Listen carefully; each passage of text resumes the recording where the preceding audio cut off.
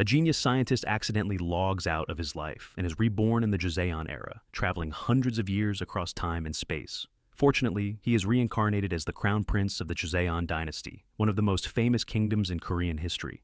There, he disrupts the established order by using future knowledge to reform his country.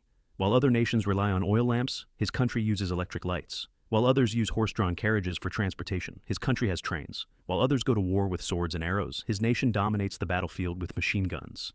This is the premise of Black Corporation, Joseon. The story begins by showing the past of Jinho, our protagonist. From a young age, he demonstrated extraordinary intelligence. At just 5 years old, he could solve a Rubik's Cube, leaving his teachers and parents in awe. Their expectations soared when his IQ test revealed that he was a genius. However, their joy was short-lived because Jinho's brilliance was not in academics. Had he been born in an earlier era, he would have been a legendary inventor, etching his name in history with golden ink. Reality, however, was different. When it came to academics, Jinho's abilities were far below average, frustrating his parents to no end. They couldn't understand why their son, gifted with such a high IQ, refused to use it for studying. Kim Jinho, our protagonist, was a genius inventor. He could create anything with his hands. In high school, he built a model steam engine. In college, he designed a human-powered aircraft that required no fuel. But one day, an earthquake struck, causing him to drop an explosive substance, and just like that, he got his ticket to reincarnation. Jinho woke up in the body of a newborn baby. He quickly realized that his new family was far from ordinary. They were part of the elite. At first, he thought his parents were just wealthy nobles. But they were not only rich, they were powerful. His father was the crown prince, the fourth ruler of the Joseon Dynasty in Korean history. Our protagonist was born with a golden spoon in his mouth. Time passed quickly, and in the blink of an eye, Jinho turned 4 years old. The current king decided to abdicate the throne to the crown prince. As a result, Jinho's father became the new king, and Jinho automatically became the crown prince. Like all royal children, he was required to start his education at an early age, but mentally, he was already over 30 years old. He found it infuriating to sit through basic lessons like a child. To escape studying, Jinho devised a plan to use his father to his advantage. In history, King Sejong the Great was known as a wise ruler. He valued knowledge and actively nurtured the talents of his people. Jinho's plan was to gather skilled craftsmen, teach them important future knowledge, and earn his father's trust and respect.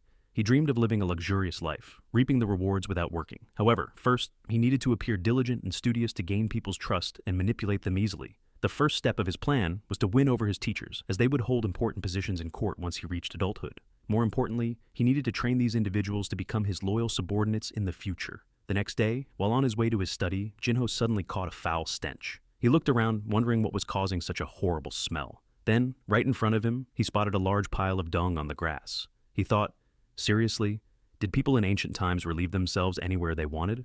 At that moment, a group of court maids passed by, bowing in respect to the crown prince.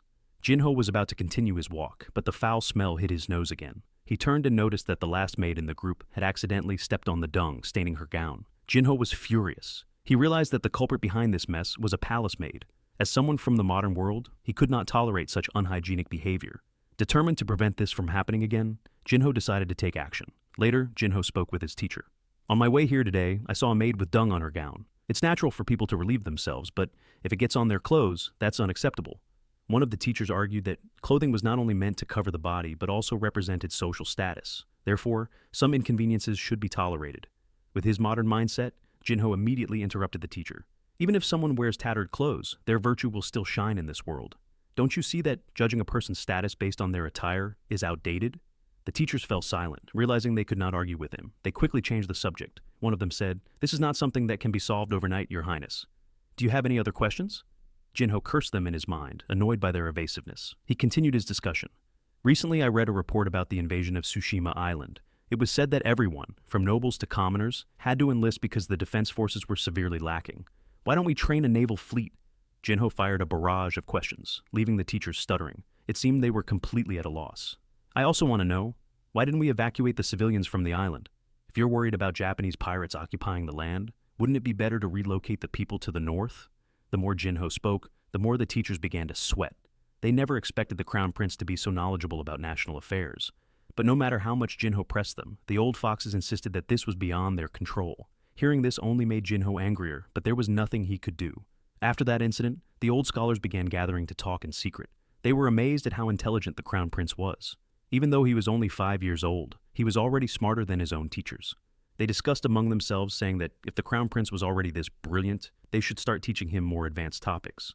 Once he ascended the throne, he would surely become a wise and remarkable emperor. Meanwhile, Jinho in the palace had no idea that he had just made his own life more difficult. In reality, Jinho hated studying, and now they were going to make him study even more.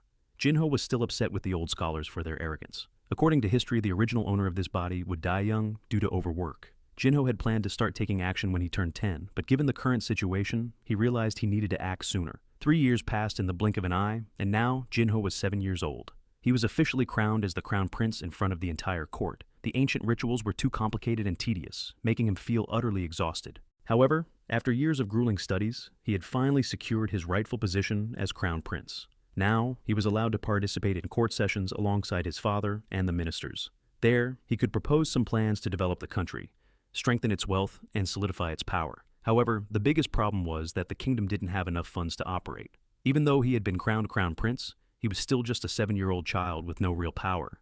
No one would listen to him. He couldn't just sit still. He needed to start small. Jinho wrote on a piece of paper, only to smudge ink all over it. "So annoying," he muttered. No matter how many times he used the brush, he just couldn't get used to it. This era. Suddenly an idea popped into his mind. Ah, that's it. Instead of tackling major reforms, I should start with this small inconvenience. Outside, the blacksmith workshop was busy forging hot iron, shaping it into various weapons. This was the military supply division, the imperial facility responsible for weapon production. As Jinho passed by, the sight excited him just from the smell of hot metal. I miss the smell of metal. He planned to come here more often to get to know the people. A supervising officer approached him, bowing deeply to greet the crown prince. Jinho smiled and responded, "It's a pleasure to meet you, and thank you for your hard work. Thanks to your efforts, Joseon's defenses grow stronger every day." The man's name was Lee Chang-ho, the overseer of the military supply division. Humbled by the prince's praise, he replied, "It is an honor, your highness." Jinho cleared his throat and got straight to the point.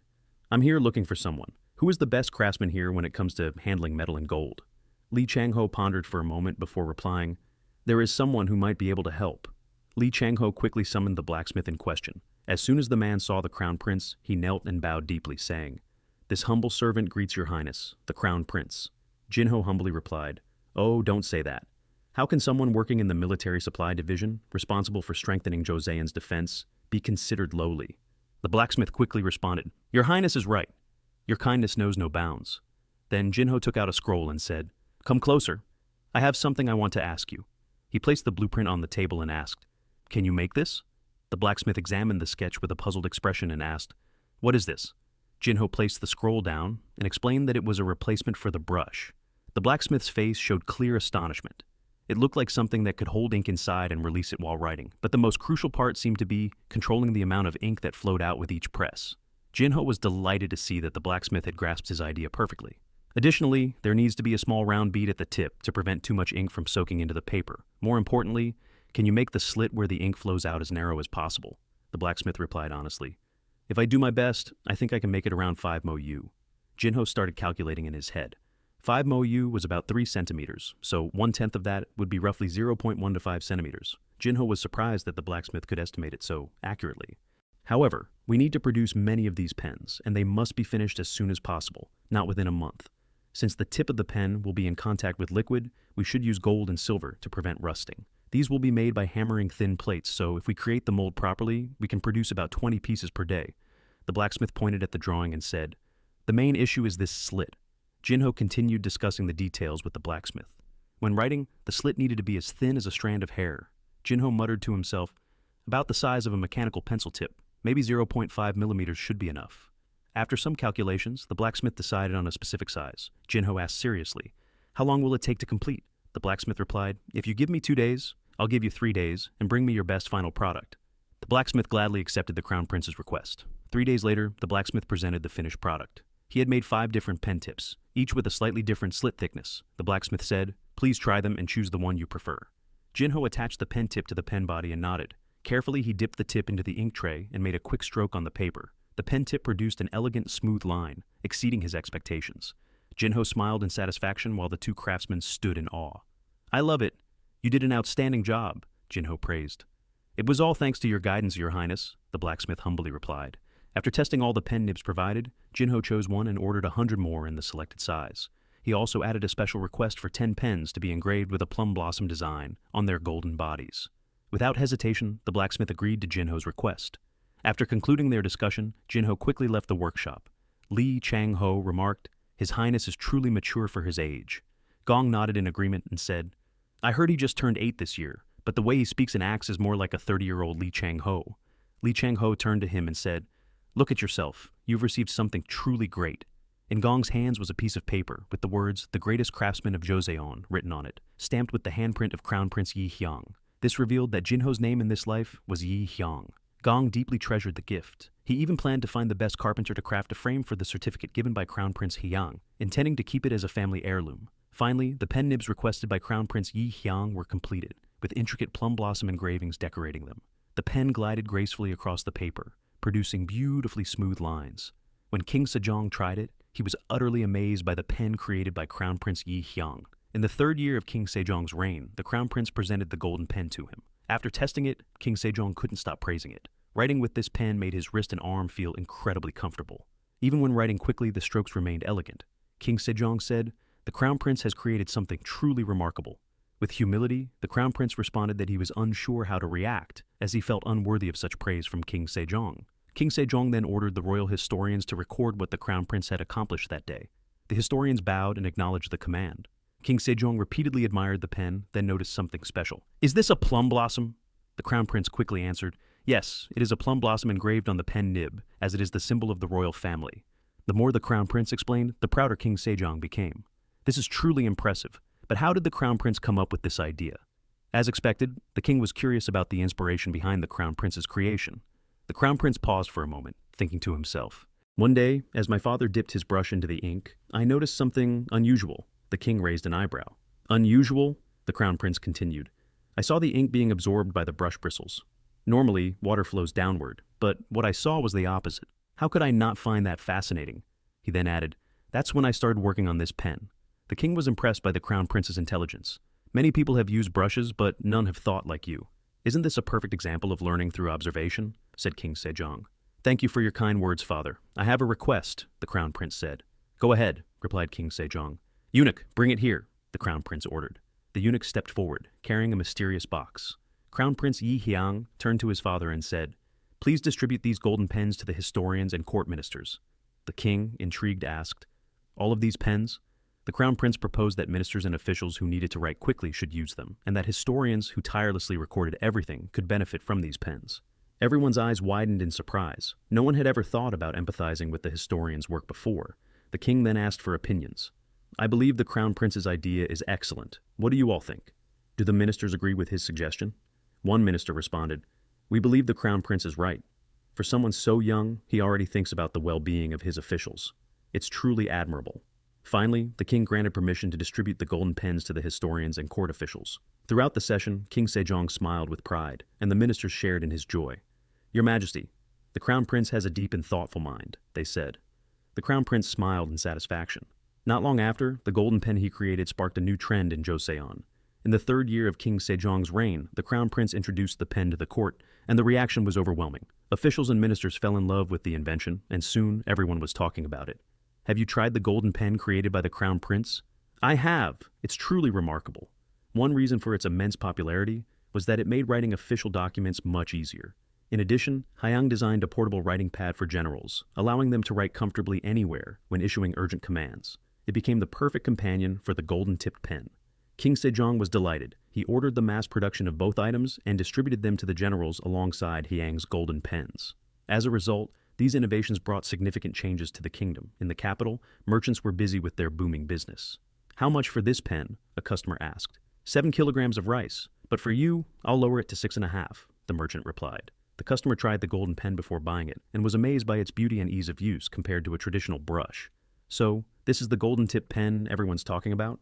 The shopkeeper responded, "Indeed! It's the pen endorsed by the king himself, with an exquisite plum blossom engraving." The man was impressed. The pen was truly elegant. Smiling, he added, "It's also easy to carry around and very practical when I need to jot something down quickly." Gathering his newly purchased papers, he waved goodbye and walked away. The shopkeeper bowed, reminding him to be careful. As the customer disappeared from view, the shopkeeper couldn't shake the thought of golden-tipped pens, sensing the scent of profit in the air. A few days later, during a court session, a minister reported to the king, "Recently there has been an unpleasant incident in the market." "An unpleasant incident? Tell me," King Sejong commanded. There are rumors that counterfeit golden pens are being sold everywhere, the minister explained. How dare they forge such a valuable item, especially one bearing the royal emblem? This is a serious crime and must be dealt with accordingly. The officials all agreed, urging the king to impose severe punishment. However, the king believed that the crown prince's opinion was crucial, given that he was the pen's creator. He immediately ordered an eunuch to summon the crown prince. Moments later, Hyang arrived. "Father, you called for me?" The king got straight to the point. "The ministers have suggested that those who attempt to profit from counterfeit golden pens should be severely punished. I want to hear your thoughts, my son." Hyang furrowed his brows, deep in thought. All eyes were on him, waiting for the young prince's response, admiring his wisdom. After a few moments, Hyang spoke. "Father, may I handle this matter?" A month passed, and the crown prince began taking action. He arrived at the Ministry of Revenue, where everyone present immediately knelt, bowing deeply in respect. Hyang spoke calmly. "Well then, do you know why I've summoned you here?" He lifted a pen. One of the officials saw it and turned pale. No one dared to raise their heads. A representative from the Merchants Guild spoke hesitantly. "None of us would dare to commit such a disgraceful act. Our guild would never betray the kingdom like that," another representative added, trembling. Hyang glanced at them and said, "I didn't come here to accuse you. Stand up." Sweat dripped from their faces, their bodies trembling so violently that they couldn't bring themselves to rise. Hyang's voice turned sharp and commanding. "Don't make me repeat myself. What are you doing? Stand up now." As the guild representatives regained their composure, Hyang took a seat and spoke with authority. "I'll get straight to the point. I intend to grant production rights for golden-tipped pens and regular pens to one of your guilds. However, those producing golden-tipped pens would be taxed 20% of their profits, and the market price of the pens could not exceed 60% of the production cost." A hesitant official finally spoke up. "Your Highness, I apologize for saying this, but..." He carefully explained that a 60% profit margin sounded excessive. "But if you factor in the wages of sellers and craftsmen, we only make about 30% profit. If the court takes 20% of that, we'll be left with only 10%. Hyang slammed his hand on the table, his face filled with fury. "Are you trying to deceive me?" The official instantly fell silent. Hyang pointed directly at him and shouted, "I specifically said 20% of the profits. Isn't 20% of 30% only about 6%? You fool, blinded by greed and deceit. Get out of my sight and revoke his guild's trading rights." The man's face turned to sheer horror. Stammering, he tried to protest. "Your Highness!" But two guards immediately dragged him away, ignoring his desperate pleas. "Please, Your Highness, I beg you!" Another official glanced at him in terror, and an oppressive silence filled the room. No one dared to speak. Hyang then addressed the room once more. "Very well. His Majesty the King and I believe that merchants and commoners are invaluable to Joseon. No one can accomplish everything alone. Everyone needs help in life." Suddenly, Hyang's voice rose sharply. "But if any of you dare to lie to me as he did, merchants will be regarded as nothing more than scum. Mark my words."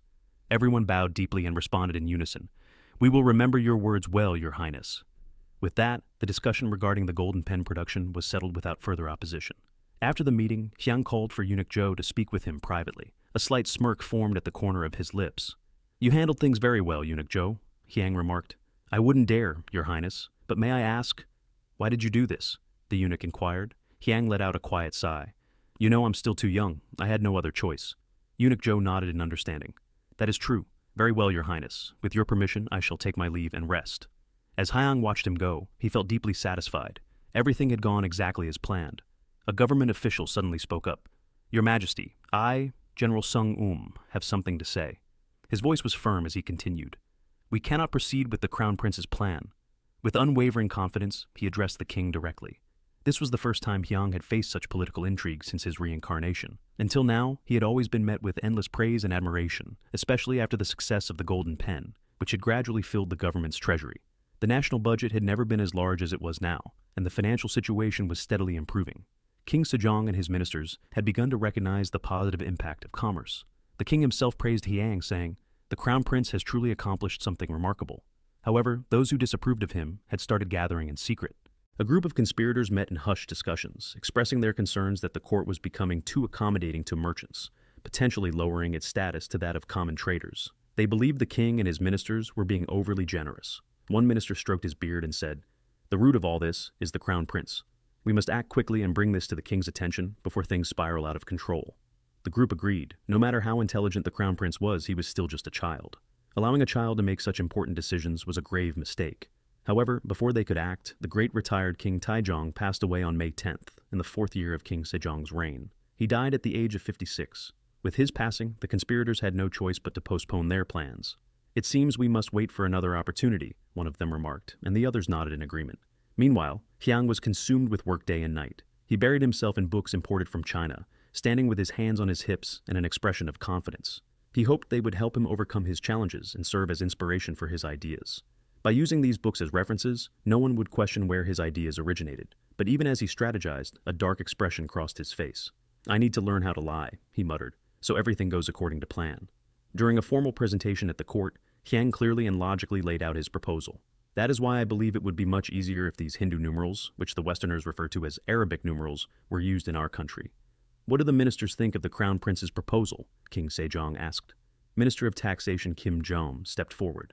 "After careful consideration, I believe Hindu numerals are indeed highly effective for representing numbers." Minister of Personnel Heo Jo nodded in agreement. "I concur with that assessment," he added. The king swiftly made his decision. With the approval of these two key ministries, all officials are permitted to use Hindu numerals starting next month. If the results prove favorable, we will implement them nationwide. "We obey your majesty's command," the ministers responded in unison. As the next petition was read, King Sejong looked toward Hyang. "I believe the crown prince should hear this," he said. Hyang looked puzzled. "Yes, father?" The king rubbed his temples, concern evident on his face. "The Ming Empire has sent a letter. Emperor Yongle was very pleased with the golden pens we previously sent, and has now ordered us to send an additional 100,000 as tribute." Hyang knew that the royal treasury was not in good condition, and he quickly began thinking. Suddenly, an idea struck him. He turned to King Sejong and proposed, "What if the government ran a business itself?" "Run a business?" The court was stunned by the suggestion. "How could that possibly work?" the inspector general protested, but the king motioned for them to be calm and allowed the crown prince to explain. Hyang carefully laid out his reasoning. "Since the Ming emperor is requesting more pens, it's clear they are quite popular in the Ming dynasty. Given their vast territory and large population, the number of literate people in Ming is certainly much higher than in our own country. If we collaborate with the merchants' guilds to handle the production of golden-tipped pens, the number of pens we can sell will far exceed the amount required for tribute." The king and his ministers fell into deep thought, carefully weighing the proposal. Minister Kim Jong silently calculated the numbers in his head. "If we go by these projections, we are certain to make a profit," Hyang continued. "We could also have merchants accompany the Ming Empire's diplomatic envoys. In return, the merchants would only need to cover their lodging expenses." The king and several ministers exchanged understanding glances and smiled. However, Minister Shung Wu growled in protest. "No, we cannot follow the crown prince's plan." He elaborated on his concerns. The crown prince's proposal would undoubtedly bring wealth to the palace. But, as history has shown, when we accumulate great riches, people become consumed by luxury. This leads to tyranny, making it impossible to uphold the true path of a king. Suddenly, another voice cut in. "I, the Minister of Rights, agree with the Inspector General." Minister Sung added, "How can we allow lowly merchants to accompany a diplomatic mission to the emperor? It would disgrace the honor of the Joseon nation." He went on, "It seems the crown prince does not yet fully understand matters of state and diplomacy. I believe it would be best for him to focus on his studies and learn to view the nation's affairs through the eyes of a true king." With respect, Hyang turned to his father. "May I respond, father?" The king gave a nod, granting permission.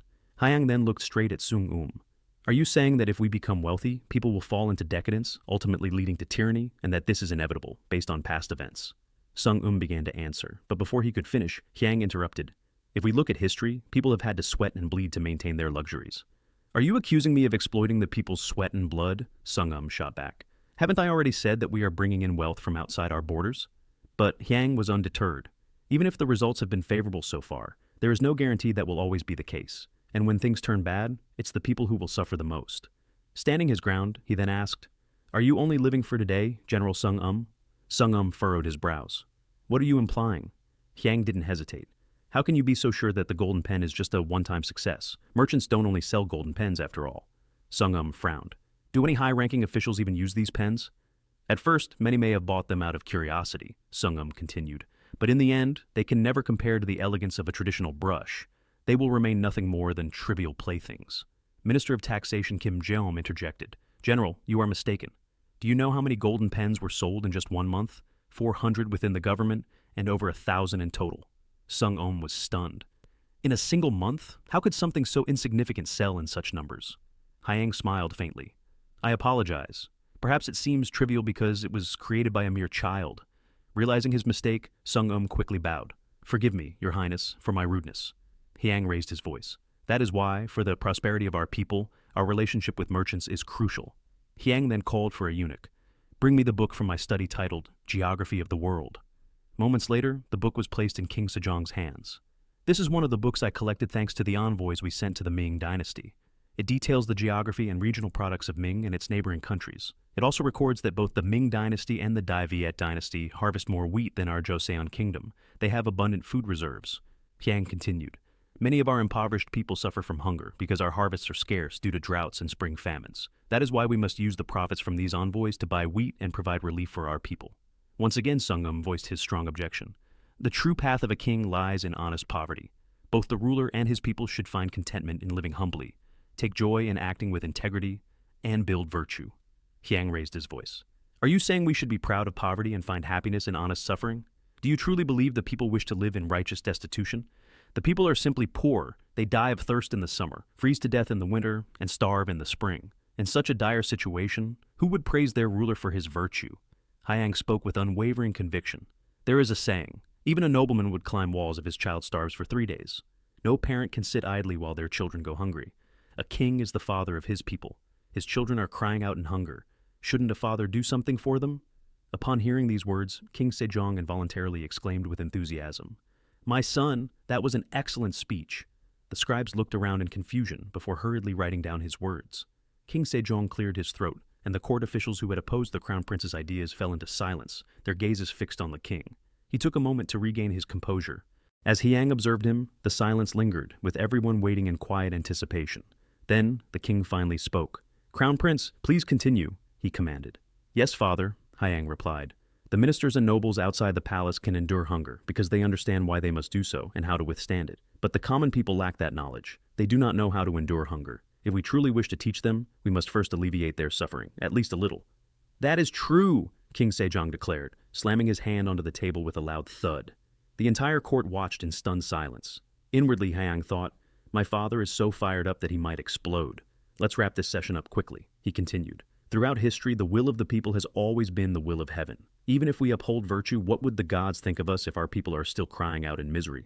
Moreover, there is a saying, man proposes, but God disposes. After doing everything in our power, shouldn't it be up to the heavens to decide? Let's wait and see how the heavens respond. Yet, when droughts or plagues strike, ministers claim it is because the king has lost his virtue and demand that he cultivate virtue first. Isn't that contradictory? Hyang then spoke with purpose. I know that many of you have been officials since before this dynasty was established. So why didn't you accuse King Taejo of losing his virtue when he founded this dynasty, while still a subject of Goryeo? Or, my grandfather, King Taejong, was he not wise when he raised his sword against his own brothers? Or was my father not virtuous when he ascended the throne instead of my uncle, the eldest son? At this, the court erupted in panicked pleas. Your Highness, that is not what we meant. Your Majesty, we have never harbored such wicked thoughts. We beg your Majesty, please grant us mercy. The king spoke at last. The crown prince's words were somewhat harsh. I hope the ministers will forgive him. Be mindful of your words. Hyang quickly replied, I will remember that, father. The king then turned to the ministers. Listen carefully. I too believe that the welfare of the people is of utmost importance. Furthermore, our tribute to the Ming Empire will proceed as the crown prince has planned. The ministers bowed their heads in acknowledgement, obeying the king's decree. Crown Prince, is there anything else you wish to add? Hyang promptly answered, I believe it would be better to pay the people with wheat for their labor, rather than simply giving them aid, father. The king was taken aback. Pay them with wheat, you say? Hyang elaborated. The primary cause of droughts is the lack of rainfall. The absence of proper irrigation systems and reservoirs is another critical factor. To prepare for future droughts, we must build reservoirs in every city and repair the existing ones. I believe we can mobilize the people to carry out this work and compensate them with food. By doing so, we can prevent future famine. Isn't this like killing two birds with one stone? What do you think, ministers? The king turned and asked. The ministers replied, We believe this is a good idea, your majesty. The king then ordered the crown prince to return to the palace. Hyang bowed respectfully and answered, Yes, father. Suddenly, the king remembered something and instructed Hyang to participate in court discussions after the ancestral ritual was completed. Thank you, father, for allowing this young and inexperienced son to take part in court affairs and discuss matters of state, Hyang responded before turning to leave. The king then stood up and formally ended the session for the day. Everyone was dismissed. Understood, your majesty, they all replied. However, before anyone could move, the king's voice deepened, turning serious. Perhaps I should also reconsider what you all truly think about this dynasty. Fear gripped the ministers as they hurriedly responded. Your majesty, we have never harbored any thoughts of disloyalty, not even once. Please have mercy on us. With a furious expression, the king shouted, Get back to work! Instantly, the ministers' voices filled the chamber, pleading for the king's forgiveness. As they left, hushed whispers spread among them. One wrong step, And blood could be spilled, one muttered. He carries not only the blood of King Taejong, but also the rulers before him. Prime Minister Sung interrupted. Enough of this nonsense. You all better watch your tongues. My only concern is the future of this nation. Is this truly the end of it all? He let out a long sigh, and others signaled him to be cautious. Do you not know that the mouth is the gateway to disaster? Remember someone? Sung sighed again. We've suffered a major setback today. We underestimated the crown prince simply because he is young. One minister frowned and asked, Then, what should we do now? Sung replied, If there is no other option, we may have to submit our resignations. At these words, the ministers exchanged uneasy glances. Resign? One of them murmured. Sung continued. However, it is our duty to counsel the king if he strays from the right path. Even ancient texts say that a wise ruler must listen to the voices of the people. I will ensure that the king remains a wise ruler, he declared meaningfully. Meanwhile, elsewhere, the queen inquired about the morning court session. I heard the crown prince caused quite a stir, she said. The king, looking exhausted, recounted how the crown prince had done nothing wrong. In fact, he had spoken exceptionally well. It was I who caused the commotion. I couldn't control myself and ended up speaking as I did when I was still the crown prince, the king admitted. The queen burst into laughter, tears welling up in her eyes. What a shame I couldn't witness that side of you, she said. Embarrassed, the king muttered, Enough, my queen. I'm already mortified. Yet, a smile crept onto his face. The queen observed him closely and said, Your expression seems brighter than before. Have you noticed? The king looked puzzled. Really? He asked. The queen poured tea into his cup. Speak freely.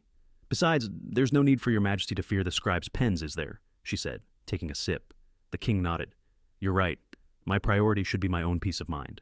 Wise words, your majesty, the queen praised. The king then continued. I also informed the crown prince that he would participate in state discussions after the ancestral rites. The queen looked slightly concerned. Is that all right? The crown prince is still quite young. The king gave a small smile. I was satisfied with his conduct this morning and how he handled the matter of the scribes. I think everything will be fine. The more I observe him, the more he resembles a man in his 40s, the king remarked. The queen couldn't help but laugh. Not long ago, your majesty worried that the crown prince's intelligence would create a rift between you. But now, you seem more at ease, she said. The king nodded without hesitation. That's true. I do feel at ease now. Back in the palace, the king dismissed the eunuchs and maids. Once alone, he let out a deep sigh of relief. Should I let them reveal themselves, or should I force them out? He pondered, his mind in turmoil. Should I let everything end peacefully, or should I allow blood to be spilled? He wrestled with his thoughts. Many officials from his father's reign were still in the court.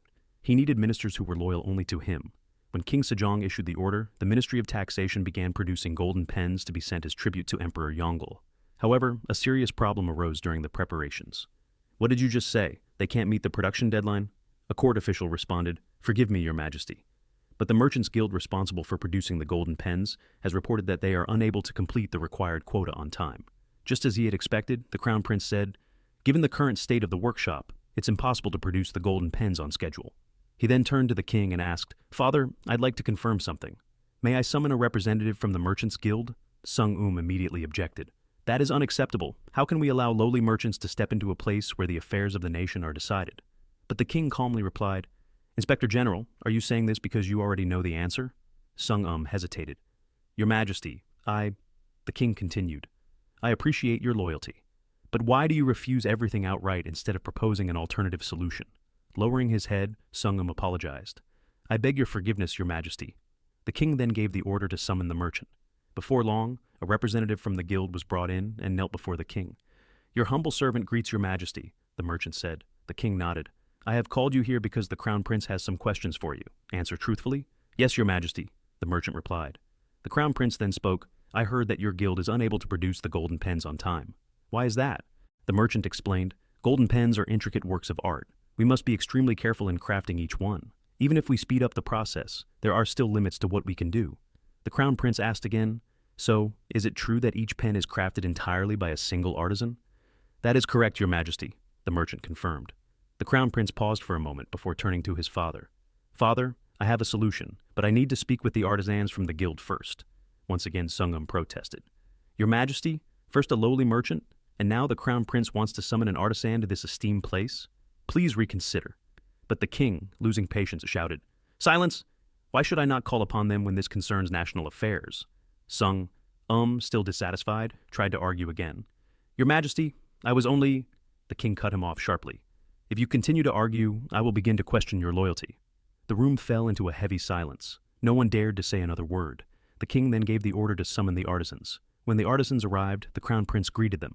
"I have heard that each artisan is responsible for the entire process of crafting a golden pen. Is that true?" The group knelt and responded, "Yes, your majesty." The crown prince continued, "I have a suggestion for you all. Instead of having one artisan complete an entire pen, why not divide the tasks? One person could shape the pen tip, another could refine it, and a third could engrave it. What do you think of this change?" The artisans exchanged surprised glances before responding. "That is possible, your majesty. We would need some time to adjust, but once we are accustomed to the new process, it should be faster than the way we currently work." The crown prince nodded in approval. "This is called division of labor," he explained. "When multiple people work together, they can produce a greater number of goods at a much faster rate." The king was impressed. "That makes sense. We will wait for good news from you all. You may go." Once everyone had left, the king turned to Jinho and asked, "Where did you come up with such a brilliant idea, Crown Prince?" The Crown Prince paused for a moment before replying. "When I visited the kitchen, I saw the assistants and helpers dividing their tasks according to the head chef's instructions. I remembered that and came up with this idea." The king burst into laughter. "This child finds brilliance in things most people overlook. The Crown Prince is truly extraordinary. What do the ministers think?" The officials all responded in unison. "We agree, your majesty. The Crown Prince is very wise." However, Sungum objected, saying, "I believe the Crown Prince is too focused on trivial matters. Your majesty, he should be using his sharp mind to study the teachings of the sages." The king firmly replied, "Why do you consider thinking and drawing meaning from things others ignore as something trivial? Are sages not also those who reflect on what is best for the nation and its people, then share their insights? Why are you so narrow-minded, Sungum?" Sungum lowered his head and replied, "I only wish for the best for the Crown Prince, your majesty." The king's expression darkened. "Is this what the Crown Prince mentioned the other day? That you think I and my ancestors are unfit to rule? Is that why you dare to say such absurd things?" Sung panicked and quickly clarified, "I would never dare harbor such disloyal thoughts, your majesty. Please understand." The Crown Prince observed the situation, realizing that his father's true nature was surfacing again. Sungum's words had indeed been somewhat narrow-minded, but the king's response was unnecessarily harsh. It was common for a ruler to showcase a talented heir, but using power to suppress those who disagreed was unbefitting of a true sovereign. Later, the Crown Prince returned to the Eastern Palace, closed the door, and sat in tense contemplation. He murmured to himself, "I wonder what would have happened if I hadn't come up with an example of division of labor in time." His thoughts deepened. "Lately, Father has been summoning me more often. I only wanted to stand out a little, but it seems I've dug my own grave instead. I didn't even realize that the concept of division of labor didn't exist in this era." The Crown Prince continued his reflections. Even before Adam Smith formalized the idea of division of labor, the concept had naturally existed for a long time. However, the transformation of labor division into an industrial principle was the result of an agreement between absolute monarchy and mercantilist policies. He pondered the state of his kingdom. What about Joseon? Though nominally an absolute monarchy, from a historical perspective, it was actually a struggle between kings seeking to maintain absolute power and officials advocating for a republic-like system. Meanwhile, the people desired a semi-republican government, one where the king loved his people more than the bureaucrats, a ruler who safeguarded the people's interests and granted them real power. Success would not happen overnight. He needed to build step by step to strengthen his father's rule. The Crown Prince thought even further. His father also wanted his authority to extend to the farthest reaches of the kingdom. To achieve that, he needed wealth. Filling the national treasury would be his first step. Resolute in his decision, the Crown Prince left the Eastern Palace and headed toward the main hall. The king was surprised to see him. "Why have you come here?" he asked. The Crown Prince calmly replied, "I have something to discuss." The room fell silent. The officials present were stunned, wondering what the Crown Prince was planning this time. The Crown Prince said, "I have something to discuss regarding the envoy from the Ming Empire. There is something that must be confirmed by the emperor." The king, curious, asked, "What is it?" The ministers whispered among themselves. "What is he thinking this time?" The Crown Prince smiled, silently analyzing the situation. "The first step to filling the royal treasury is securing a monopoly on golden-tipped pens. We need to ensure that Joseon merchants gain exclusive rights to trade these pens in the Ming Empire." The king furrowed his brows as the Crown Prince continued. "The Emperor of Ming keeps demanding more of these pens from us, which clearly shows how much they value them. The Ming Empire is many times larger than Joseon, so as I mentioned before, their demand for golden-tipped pens is far greater." The Crown Prince paused briefly before continuing.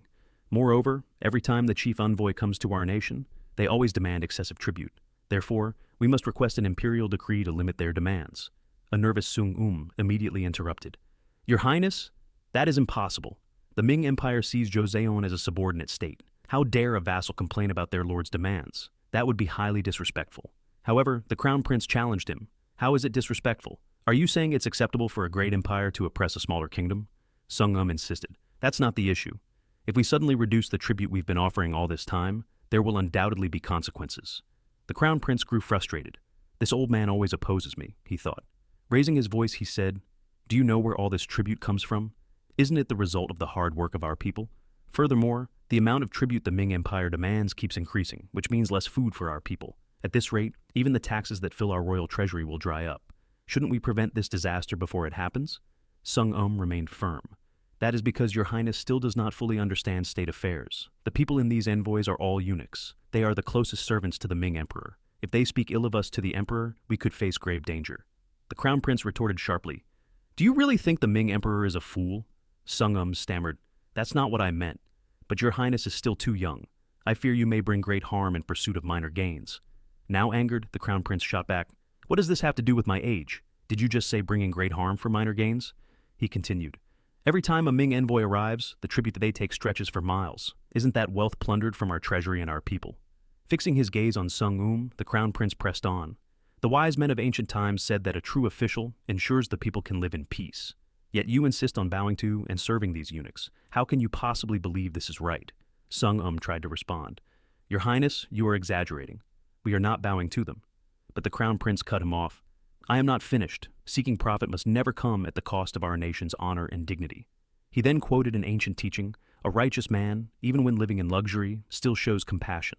Even when seated at the highest position, he maintains his integrity and always follows the path of virtue and righteousness." Now tell me, surrendering our wealth and licking their feet, does that align with any of these three principles?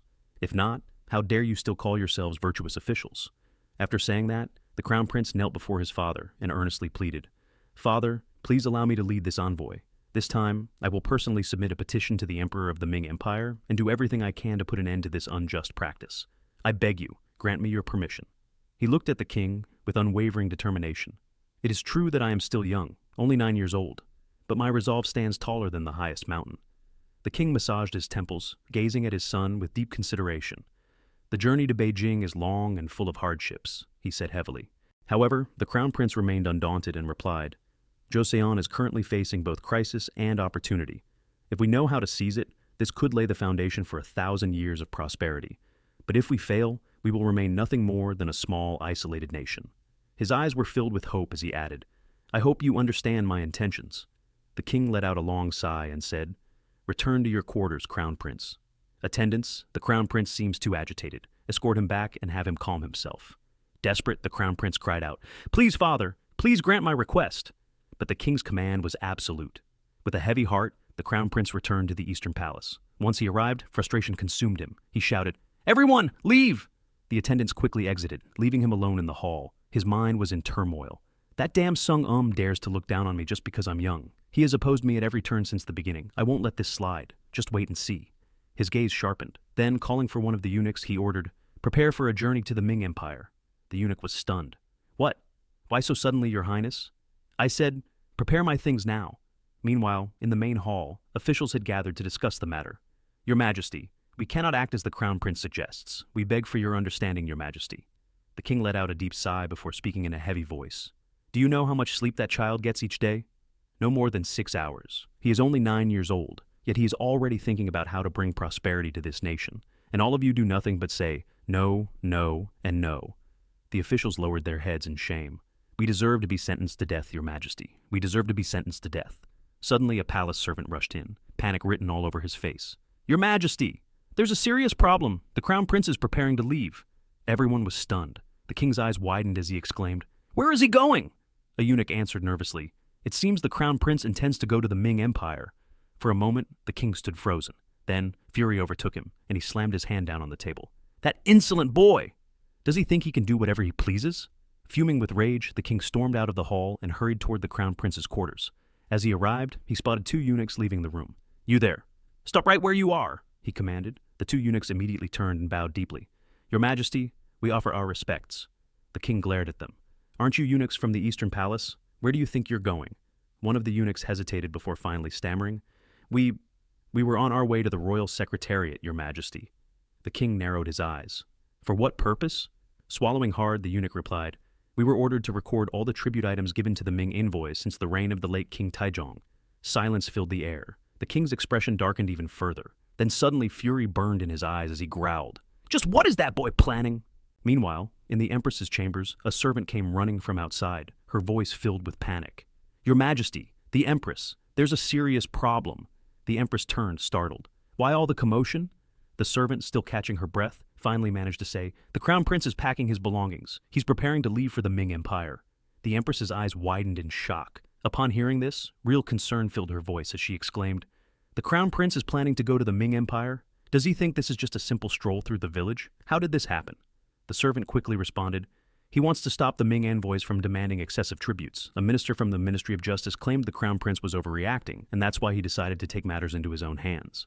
After a brief pause, the servant added, "And the king is already on his way to the Eastern Palace." Hearing this, the Empress furrowed her brows. Her expression showed clear tension and concern. Without wasting another second, she rushed out of her chambers, running toward the Eastern Palace. Her thoughts raced. "What exactly are you doing, my son?" The palace attendants hurried behind her, calling out, "Your Majesty, the Empress!" Meanwhile, in the Eastern Palace, the king could no longer contain his fury. He pointed directly at the Crown Prince and shouted, "You insolent child! What is the meaning of this reckless behavior?" With unwavering resolve, the Crown Prince replied firmly, "This is not reckless. I am simply fulfilling my duty as the Crown Prince." Outside the hall, ministers stood in neat rows, but none dared to step inside. The king's furious voice echoed throughout the palace. "You foolish boy! Do you even realize how old you are? How could you act so recklessly?" The Crown Prince responded firmly, "Age is no barrier to doing what is right. It is merely an excuse for people to claim someone is too young to take action." The king's anger flared even more. "Why are you acting so irresponsibly?" Just then, the Empress arrived, breathless, and called out, "Hyang!" But the Crown Prince refused to back down. With unwavering determination, he declared, "If you are the father of our people, then I wish to be their elder brother. Every time an envoy comes and goes, our people suffer in silence. How can I stand by and do nothing?" Furious at his son's defiance, the king clenched his teeth and roared, "This boy, to the very end." Finally, the king gave his command. "Head eunuch, bring me the punishment rod and the discipline bench." Gasps filled the air. Everyone outside was stunned and worried. Panic overtook the Empress as she rushed toward the hall, crying out, "Your Majesty!" The palace attendants behind her were equally alarmed. The moment the Empress burst through the doors, she desperately pleaded, "The Crown Prince is only 9 years old." The king frowned and retorted, "Precisely because he is still young, he must be disciplined and taught a lesson. This is not your place to interfere." Then, turning to the eunuchs, he commanded, "Escort the Empress out of the hall." Fear gripped the Empress. In desperation, she shouted one last plea before the eunuchs could take her away. "Your Majesty, please show mercy." The first strike landed harshly on the Crown Prince's legs. With each blow, the king roared in fury. "Your first mistake was growing arrogant over your little knowledge. Your second mistake was failing to respect those who serve you and not knowing how to conduct yourself properly." Despite his young age, the Crown Prince did not cry out or make a sound. He merely clenched his teeth and endured the pain. His legs were now covered in deep red welts from the relentless strikes. Yet, the king showed no sign of stopping. He continued, "Your third mistake was disobeying your father's command. Reflect on your actions today and make sure this never happens again." Outside the hall, the Empress could hear everything. Her sobs had long dried into silent despair. The ministers stood stiffly, their eyes fixed anxiously on the closed doors. At last, the doors swung open. After administering the severe punishment, the king took heavy breaths before stepping out and giving a final order. "Summon the royal physician to treat the Crown Prince." Everyone quickly responded in unison, "Yes, Your Majesty." As the king walked past them, he noticed the Empress still sobbing. He ordered her to take care of the Crown Prince. Then, glancing at the ministers, he left them with one final remark. "You chatterboxes are no better than children." One of the ministers couldn't hold back and muttered, "How could the Crown Prince act this way?" Another minister, noticing the Empress was still nearby, quickly warned, "Quiet! The Empress can hear you." The Empress, her voice filled with fury, turned to the ministers and scolded, "All of you! How is it that a child could see what you all failed to, allowing things to get this bad? I will never forget what happened today." The ministers lowered their heads in shame and could only reply, "We deserve to die." In the Crown Prince's chamber, the Empress scolded her son, repeatedly smacking his bottom. "You little troublemaker, why do you always make me worry? You can't keep acting like this. Do you understand?" The Crown Prince cried out in pain. Lying on his stomach, he thought to himself, "In both my past life and this one, my small legs have endured too much." After a moment, the Crown Prince was surprised. The Empress had stopped hitting him. Instead, she was silently crying, heartbroken. Then she leaned down and embraced him. "I have no one left now but the two of you." Hearing this, the Crown Prince softly replied, "I'm sorry, mother." The scene shifts to the royal palace. The king sat tall on his throne, looking down at the gathered officials before turning to the eunuch. "Eunuch, Bring me the documents the crown prince had you prepare. The eunuch quickly responded, "Yes, your majesty," right away. After presenting a stack of documents, the king carefully reviewed them. With a firm voice, he stated, "The smallest tribute they demand is equivalent to 2 months of our annual treasury, while the largest can reach up to 5 months.